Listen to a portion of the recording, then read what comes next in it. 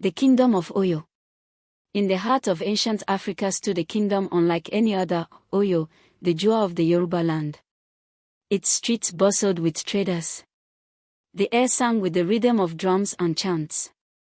At its center stood the great palace of Alefin Oleniai, a ruler known across rivers and deserts for his fairness and strength.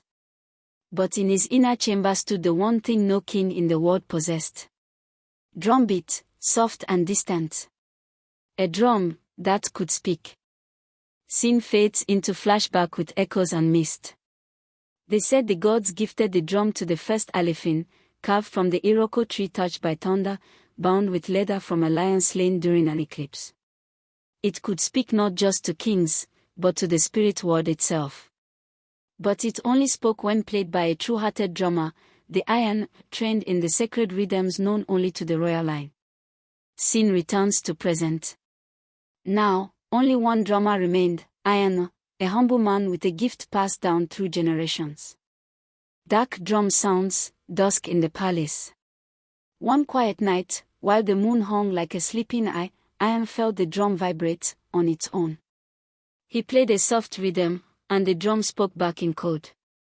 He who walks behind the king, walks with shadows. Troubled, Iron reported this to Alefin Oleniai.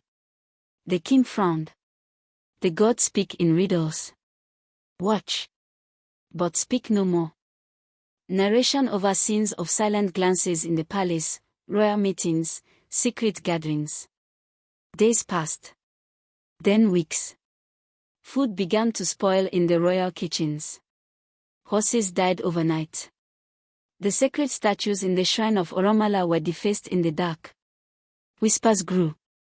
Some said the king had angered the gods. Others claimed the drum was cursed. Slow build-up in tension. But the drum continued to speak. The vulture now sings with the dove, but its claws are still sharp. Scene transitions to daylight, colorful dancers, Yoruba festival sounds. Then came the festival of Ogun, god of iron and war. The entire kingdom gathered to watch the grand drumming ceremony. That day, Iron's hands trembled as he touched the drum. With each beat, the drum's voice rose. He who bows deepest hides the longest blade. The lion's poison comes not from teeth, but from its trusted tail. The traitor is not far. He wears beads of loyalty, but his heart beats like the jackal's. Gasps, murmurs from the crowd. Music stops. Silence.